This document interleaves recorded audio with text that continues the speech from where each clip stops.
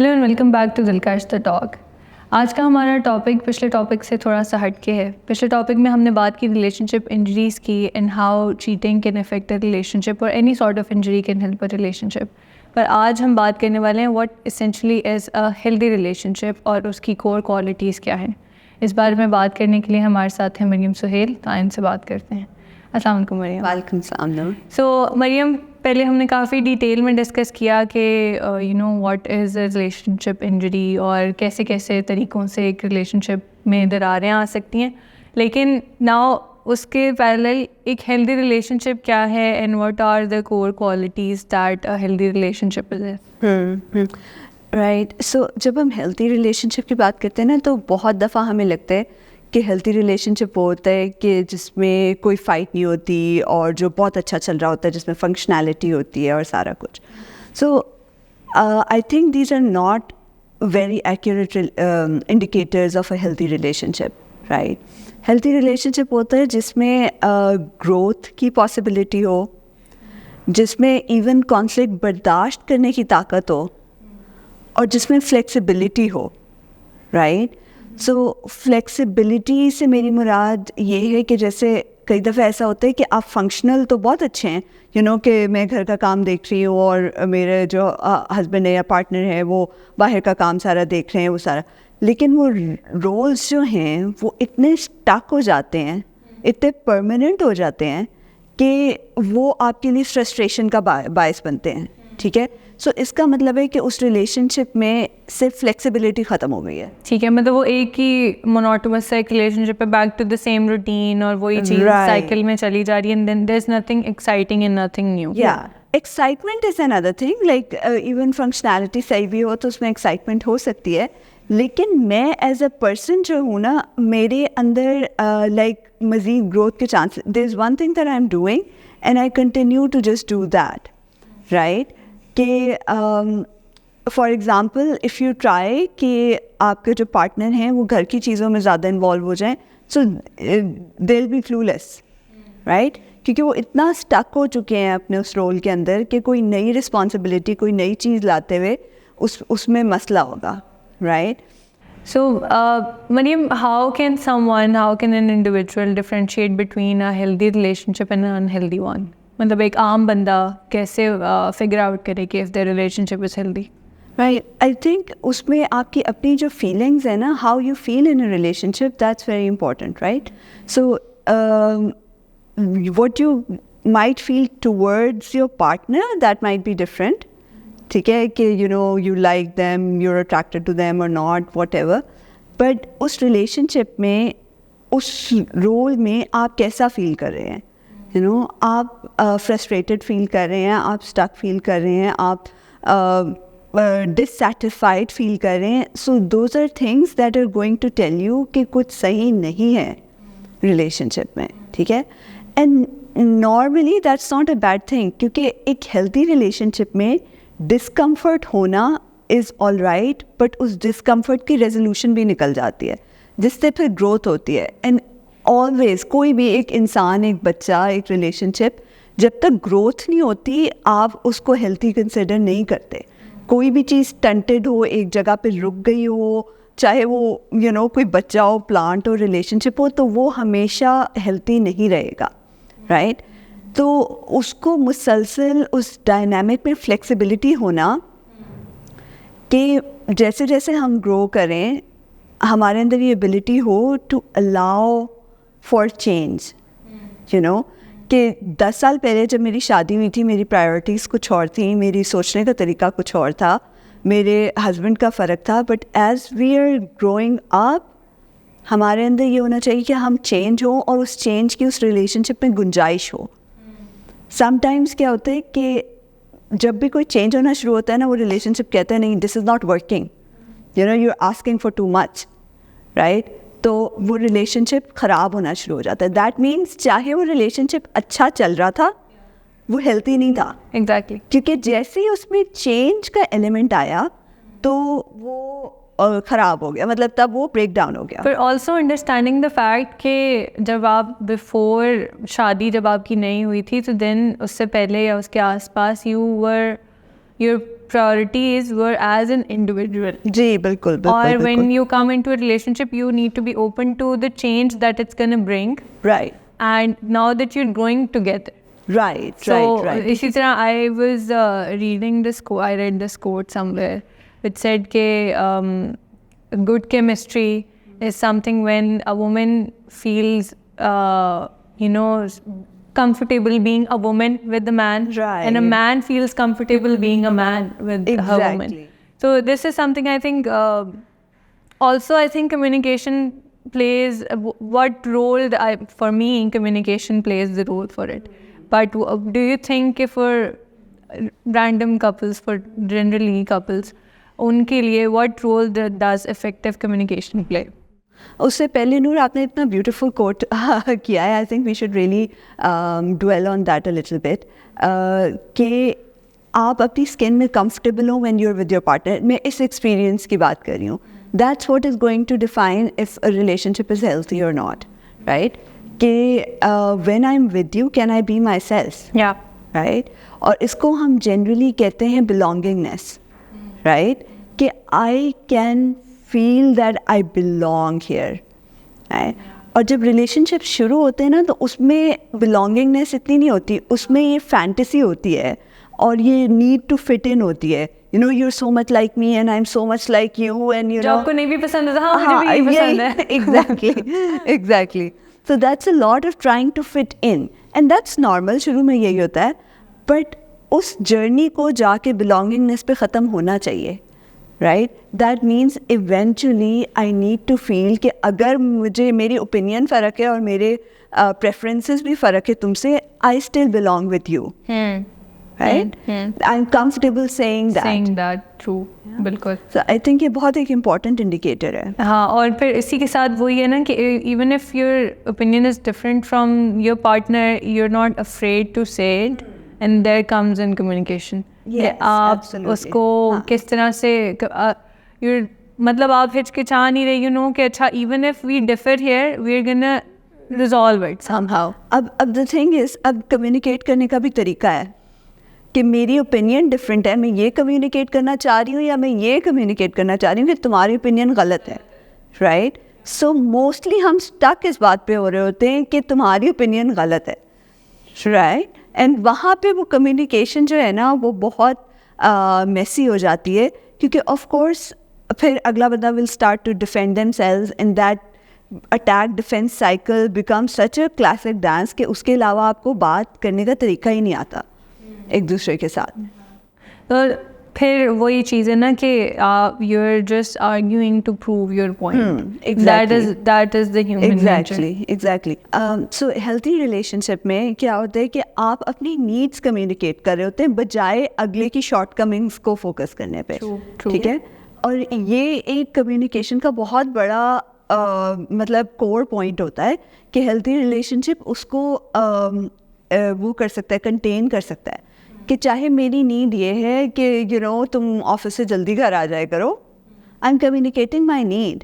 I am not saying कि तुम हमेशा क्यों देर से घर आते हो and you there something wrong with you, right? तो आई थिंक एक हेल्थी रिलेशनशिप में जब आप अपनी नीड कम्युनिकेट करते हैं तो अगले बंदे में ये कैपेसिटी होती है कि वो उसको रिसीव कर सके. और मैं कई दफ़ा ऐसा होता है कि एक रिलेशनशिप में कोई एक बंदा या विद कोई एक पार्टनर जो है वो अच्छा कम्युनिकेट कर सकता है और the other one is not good at it. Let's say introverts की बात कर लें, तो वहाँ पे how do you no get the other person to communicate with you? उसको आप कैसे बताएं कि अच्छा okay you want to say something, I can see that, Nice, but you nice. Can't say, Yeah. Tell me what it is. So exactly जैसे अभी आपने कहा है, that means that I have the capacity to see you beyond what you're saying. Yeah, I can sense, and that's also a good quality to have, and that's what makes a relationship healthy. You know, कि I can sense.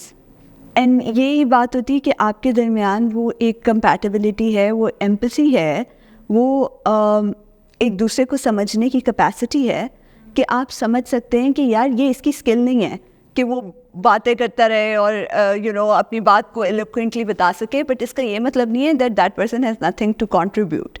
ठीक है, तो engaging the way you just engaged right now, I can see that something's bothering you, why don't you talk to me about it? But what if the thing that's bothering him or her is something that he or she feels might be offensive to the other person?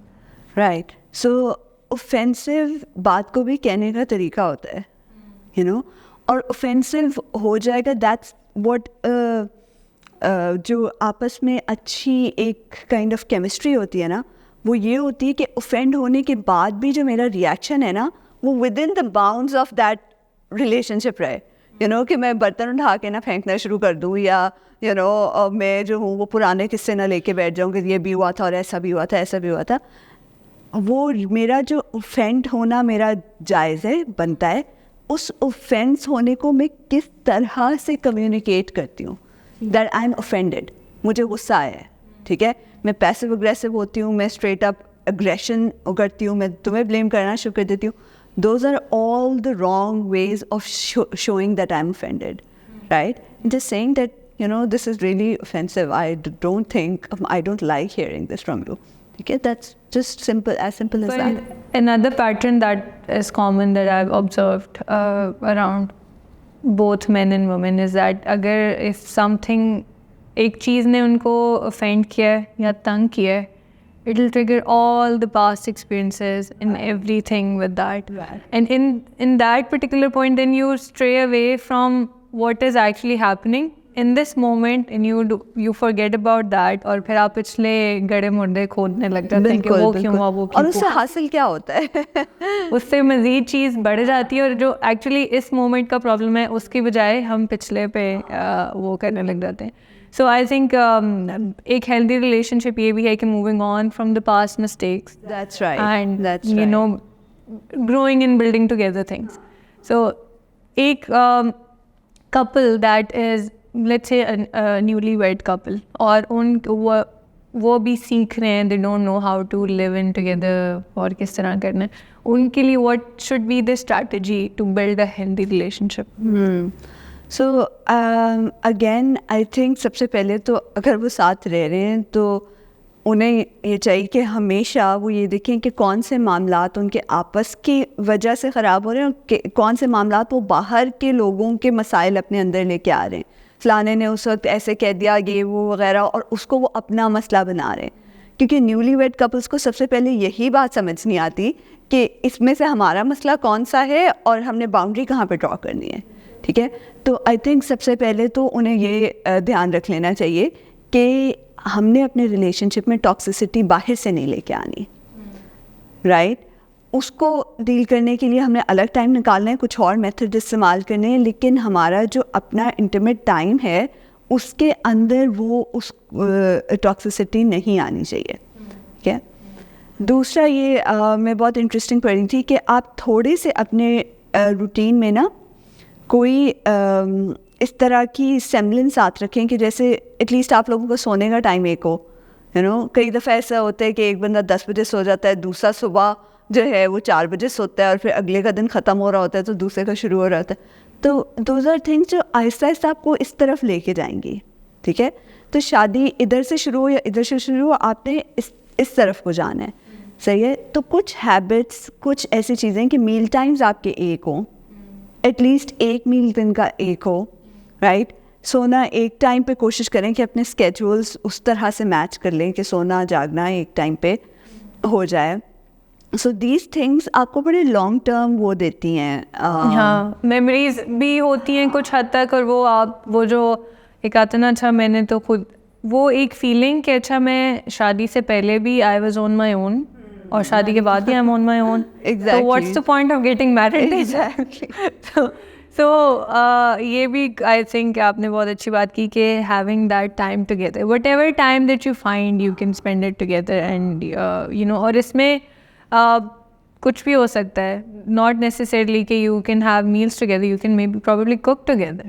और छोटी चीज़ें जो कि एक दूसरे की बहुत सी चीज़ें, just like आप एक एग्जांपल ले लें कि if my husband is cooking तो मैं कहूँगी अच्छा ओके मुझे, और उन चीज़ों में भी बहुत सी आपकी चीज़ें सामने आती है कि अच्छा okay this is his way of doing things. हाँ बिल्कुल बिल्कुल, that's a learning experience. That's a learning experience. और सी वो जिस तरह से हम पहले भी बात करते रहते हैं कि अच्छा गीला टॉवल बेड पे नहीं पसंद, इस तरह की. तो ये छोटी छोटी चीज़ें आप unless you spend time together you can't find out. अब आजकल जॉब नेचर्स भी काफ़ी बदल गई हैं और बहुत सी चीज़ें बदल गई हैं. दे आर रिमोट जॉब्स और इस तरह की चीज़ें जो कि आप all the time you're at home and you are just spending time together. तो some and I have seen के वो भी कहीं पे उल्टा पड़ जाता है, like we spending time together. So क्या एक वो रिलेशनशिप जिसमें आप 24/7 यूर विद ईच अदर, या वो लोग that get some time apart, तो कौन सा relationship would you see as a healthy one? So I think again healthy तो वही होता है ना, जैसे इवन माँ बच्चा भी अगर हर वक्त साथ हो तो आप कहते हैं कि ये जो है ये बहुत ज़्यादा बच्चा जो है ये ओवर डिपेंडेंट है या उसकी ग्रोथ वो करें. हालांकि वो एक रिलेशनशिप है जिसमें आप वो एक पार्टनर को बहुत ज़्यादा सपोर्ट चाहिए होती है, लेकिन वो भी हम इनकरेज करते हैं कि उसमें डिस्टेंस भी हो और उसमें क्लोजनेस भी हो, राइट. सो सिमिलरली जो आपकी मैरिटल रिलेशनशिप्स होते हैं उसमें क्लोजनेस भी हो और उसमें साथ कोई इंडिपेंडेंस भी हो, राइट. तो मुझे जनरली ये लगता है कि हर वक्त मुसलसल साथ रहने से एक तरह की मोनोटनी भी क्रिएट हो जाती है और आपके अंदर ये भी थोड़ी सी ख्वाहिश पैदा होने लगती है कि सेपरेशन हो. लेकिन चूँकि आदत हो एक काइंड ऑफ नॉर्म बन जाता है कि हमेशा हर चीज़ साथ ही करनी है और साथ ही रहना है, तो फिर जब आप कोशिश करते हैं तो वो एक कॉन्फ्लिक्ट की सूरत में सामने आती है. हाँ ट्रू ट्रू. और अच्छा इसी से आई थिंक एक और चीज़ भी आती है कि when I think this also plays a part in losing that excitement and passion in your relationship. So how do you keep that alive in a relationship? क्योंकि आप grow तो कर रहे होते हैं, but then it's all like a routine. Just how you go to your work every day. It's just a routine. So how do you keep that excitement alive in a relationship? So I think Esther Perel is the one जो कि बहुत इसके बारे में लिखती भी है कि basically ये हमने बड़ा नया एक मॉडल क्रिएट किया है कि मेरी सारी नीड्स मेरे पार्टनर को पूरी करनी चाहिए और मेरे पार्टनर की सारी नीड्स मुझे पूरी करनी चाहिए, क्योंकि traditionally it was a very diverse set of people and activities that use to provide for me. अब हम चाहते हैं कि वो सारा कुछ एक बंदे से ही हासिल हो जाए और उसकी वजह से उस एक बंदे पे और उस रिलेशनशिप के ऊपर इतना प्रेशर पड़ जाता है कि वो प्रेशर जो है ना वो आपके अंदर से इंटीमेसी ख़त्म कर देता है और एक्साइटमेंट ख़त्म कर देता है, बजाय इसके कि ज़्यादा हो. सही है, आपको तो ये लगेगा जितनी क्लोजनेस है उतना आपका दिल चाहेगा कि अच्छा आप साथ रहें, लेकिन एक्चुअली वो आपकी एक्साइटमेंट को किल कर देता है. एक्साइटमेंट के लिए ज़रूरी है कि थोड़ा सा आपके अंदर सेपरेशन और डिस्टेंस हो, है? और वो क्रिएट करने का हेल्थी तरीका यही है कि आपकी अपनी एक्टिविटीज़ हों, आपकी अपनी भी सोशल लाइफ हो, आपकी अपनी भी हॉबीज़ हों, right, that makes your partner be more interested in you.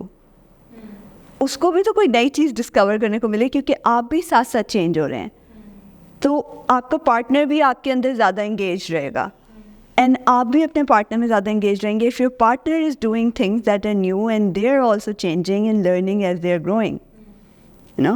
So also they're learning, they're experiencing new things, और उस चीज़ के बीच में भी there is a sense of longing for your partner. हाँ बिल्कुल. तो I think that is something और वो आपको longing वाली feeling तब नहीं आती जब you're always together. या बिल्कुल. लेकिन पता है कई दफ़ा couples क्या करते हैं, they do that, they try to create separation in a way that it feels like abandonment. मैंने बहुत टाइम तुम्हारे साथ अब पीछे पीछे थोड़ा मैं जा रहा हूँ, you know. वो हाँ मतलब there is no middle ground ना, या ये है या ये है, ठीक है, या you're always like this या ओके बस पीछे हटो वो वाला, जैसे आप at some point a mother is like मेरे बच्चे अब बस पीछे हो जाओ मेरे से, वो it's like that. So ठीक है मरियम, आई थिंक इसमें एक last advice that I would ask you to give to the couples, the newly weds also और ऑल्सो द वंस जो कि अब उनके 5, 8, 10 साल गुजर गए हैं एंड देन दे थिंक कि इसमें कुछ मतलब एक वही रूटीन है but there is nothing exciting, और उसको how do they manage a relationship like that? So उसमें देखिए, जो सबसे बड़ी बात ये है कि आपको डिससेटिस्फैक्शन अपनी नोटिस करनी चाहिए, ठीक है? कि जैसे आप कह रहे हैं 10-12 साल है, मुझे बोरियत महसूस हो रही है या मुझे जो भी, आप वो डिससेटिस्फैक्शन सबसे पहले नोटिस करें। क्योंकि कई दफ़ा ऐसा होता है क्योंकि हम फंक्शनली इतना सही काम कर रहे होते हैं ना, कोई मसला नहीं है, we are raising kids together, our work is fine, everything is fine, we are not recognising कि हम असल में फील क्या कर रहे हैं। You just coexisting in that, you are coexisting, तो इस बात को रिकग्नाइज कर लें that I am feeling something, I am experiencing something जो कि मुश्किल, जो कि मेरे लिए इस वक्त डिस्कम्फर्ट का बायस बन रही है। क्योंकि डिस्कम्फर्ट हमेशा ना इशारा कर रही होती है चेंज की तरफ कि इसको चेंज होना है। My discomfort is always telling me what to change in order for me to grow, ठीक है? सो सबसे पहले मैं ये रिकग्नाइज करूँगी कि यार मुझे अब तुम्हारे साथ मज़ा नहीं आता ठीक है, ये कह के जाएंगे गाँव तो जो एक अच्छा रिलेशनशिप होता है उसमें ये सुनने की और चेंज होने की ताकत होती है, ठीक है? कि अब हमें एक दूसरे के साथ मज़ा नहीं आता, what should we do about that, ठीक है? सो वो नोटिस करें एंड फिर उसके बारे में प्रोएक्टिवली काम करें, ठीक है? कि फॉर एग्ज़ाम्पल मेरी आदत नहीं है जी कि मैंने बाहर खाना खाना है, लेकिन if that's something new, let's try it, you know, let's explore something together. Novelty जो होती है ना, यानी नई चीज़ें एक्सपीरियंस करना एक साथ, वो हमेशा ग्रोथ का बायस बनती है। सही, ठीक है, perfect. Mariyam, thank you for your time. I think let's wrap it up यहाँ पे। सो इसी के साथ आज के एपिसोड हम ख़त्म करते हैं। I will see you in the next podcast with the new guest. तब तक के लिए टेक केयर, अल्लाह हाफ़िज़।